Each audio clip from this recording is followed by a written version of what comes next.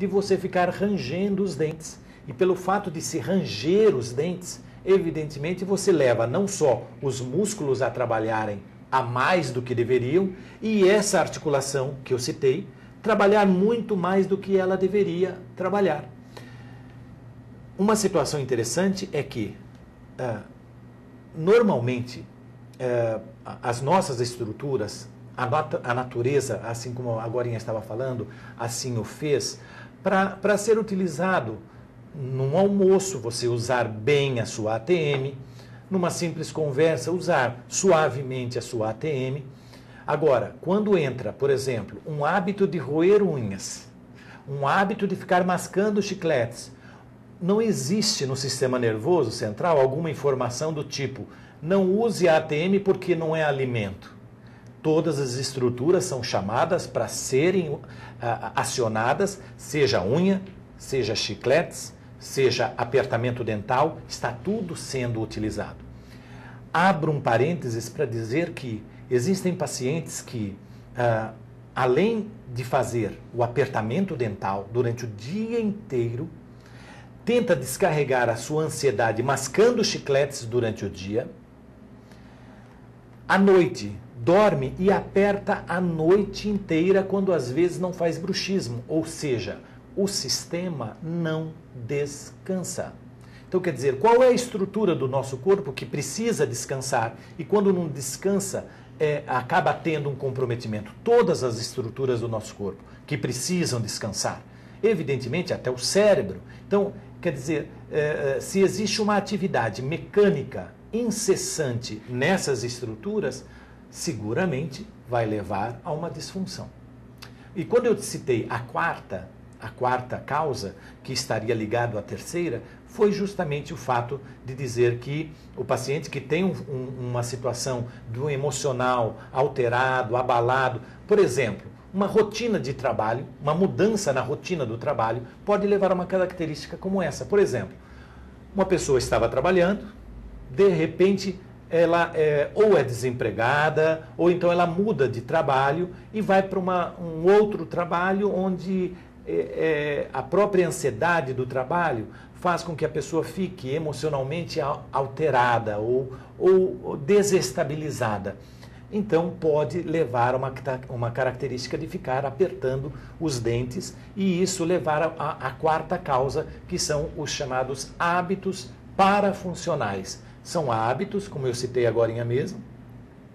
Tem pacientes, por exemplo, que têm a mania de ficar mordendo gelo. Tem adolescentes, por exemplo, que pegam um canudo ou um copinho descartável na hora de um intervalo de aula e põe na boca e fica a aula inteira cortando aquele copo descartável, por exemplo. Ou seja, o que é aquilo?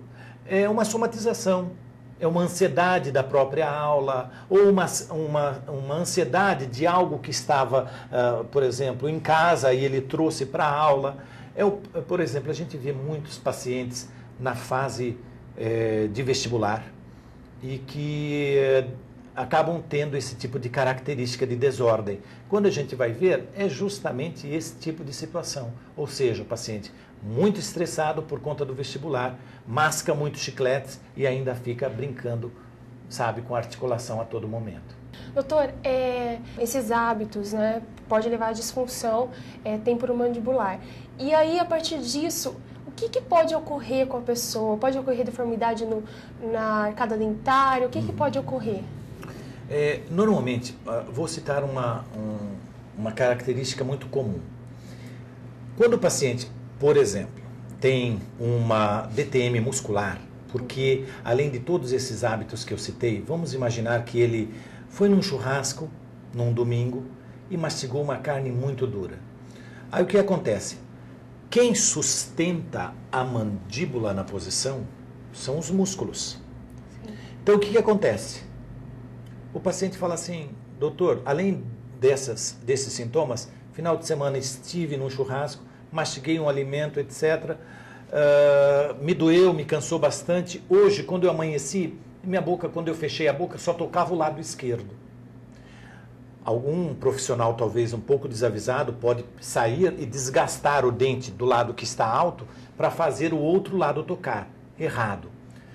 O que acontece? A musculatura trabalhou a mais do que deveria, está puxando um lado da mandíbula mais do que outro, o suficiente para desencadear, por exemplo, o que nós chamamos de maloclusão súbita ou maloclusão súbita. O que é? É o hábito do paciente fechar a boca, não encaixar os dentes, que aconteceu de forma súbita, de um dia para o outro. Mas isso é um problema nos dentes? Não. Isso é um problema na arcada dentária? Não. É um problema nos músculos que estão sustentando essa mandíbula. Então, acaba desencadeando uma situação irregular na mandíbula. Não adianta desgastar os dentes. Tem que tratar os músculos para que sozinho a mandíbula volta para a posição correta. Uma outra situação que a gente encontra muito é o fato do paciente ter algum problema dentro da própria articulação e no outro dia falar assim, olha, eu quando abro minha boca, ao abrir a minha boca para comer um sanduíche, minha mandíbula desvia somente para um dos lados. Ou então, pior ainda, eu não estou conseguindo mais abrir a minha boca. Falando um pouco sobre DTM articular, vou entrar no aspecto estalos. Existem os chamados estalos na ATM. Se nós formos ver a ATM propriamente dita, nós vamos ver que existe aqui uma estrutura que didaticamente está na cor rosa, mas está caracterizando para nós o que nós chamamos de cartilagem ou disco articular. Para que esse osso não fique tocando nesse osso, a natureza fez uma cartilagem para que esse movimento acontecesse de forma suave. Observem que o ouvido está aqui do lado.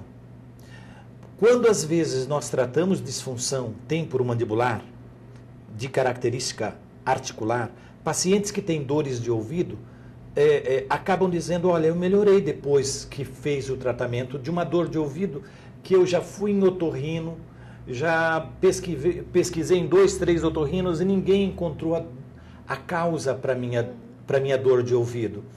Ou então um zumbido. Por quê? Esta estrutura, chamada de disco articular, ela se desposiciona.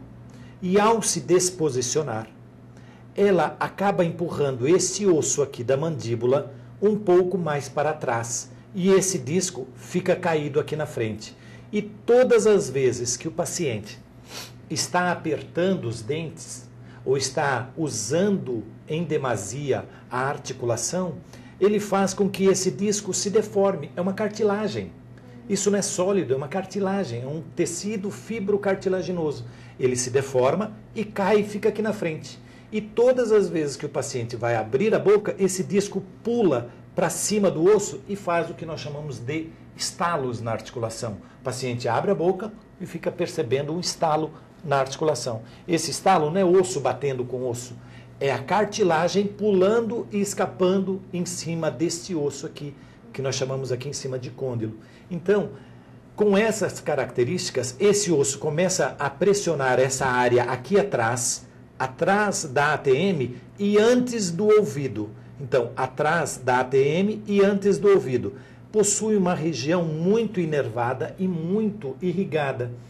Então, o que acontece? Esse osso começa a trabalhar de forma irregular e começa a pressionar essas estruturas que são muito inervadas. Aí o paciente passa a ter o quê? Dor. Em que região?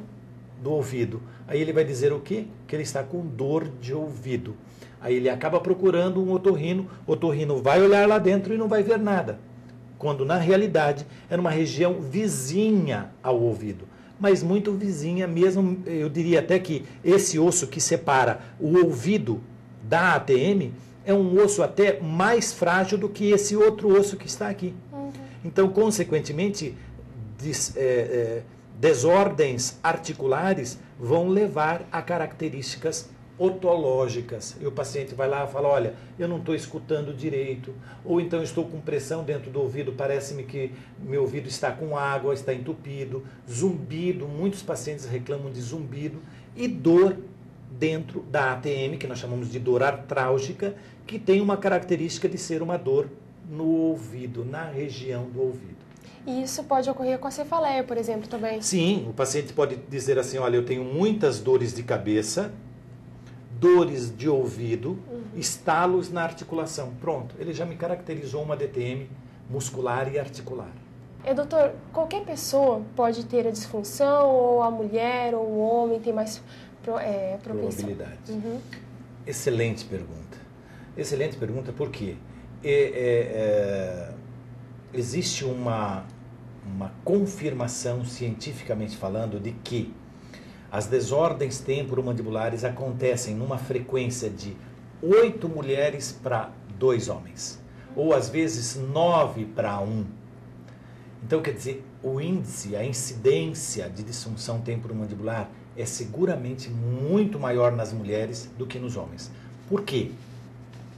Vem a característica estrutural, que a mulher ela tem as suas articulações são mais distensíveis, ou seja, por exemplo, um bailarino não consegue fazer o mesmo movimento exato que faz uma bailarina, porque as articulações são mais distensíveis. E sendo mais distensíveis, podem promover alguma característica de alguma deformidade nas articulações. Então, a própria estrutura da mulher ela é mais propensa, porque imagine, por exemplo, um estivador, um carregador de saco de sementes num porto de um navio, por exemplo, tá? Que carrega, faz muito exercício o dia inteiro. A sua musculatura é bastante avantajada e, consequentemente, a gente sempre diz na área médica que as musculaturas protegem as articulações. Então, se a gente for ver, normalmente são os homens que praticam esportes mais radicais, por exemplo, do tipo, não digo até radicais, mas, por exemplo, futebol. Então, são pacientes que acabam se alimentando mais, têm uma musculatura mais avantajada e protegem melhor as suas articulações. E outra coisa, e a mais importante, talvez seja a mais importante delas, que é a característica emocional. Porque a mulher, ela tem, se nós formos comparar o homem com a mulher, o homem chega em casa, vamos supor, depois de um dia estafante de trabalho, ele chega, vamos supor, vai assistir o seu jornal, vai jantar e pronto, talvez vá dormir. A mulher não, a mulher com seus filhos, por exemplo, ela chega, ela já tem a atividade profissional dela fora de casa, ela chega em casa, ela tem que deixar tudo pronto, quer dizer, ela não para de pensar a todo momento. E tem também a TPM, né, que acontece mensalmente e algumas mulheres têm a TPM de uma forma bastante evidente, que ficam emocionalmente bastante alteradas e também é uma predisposição a ter uma disfunção da ATM, porque a irritabilidade que acontece em muitas mulheres faz apertar os dentes e também desencadear uma DTM.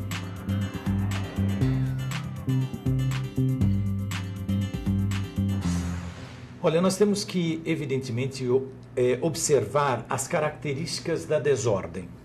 Se ela é uma característica muscular, algumas vezes nós entramos com medicamento, muito pouco, mas mais analisamos primeiro a característica emocional, através de psicólogos que estão ligados a gente, com fisioterapeutas que trabalham com a gente, e uma vez somando todas as informações dessas áreas afins, a gente traça um tratamento para o paciente.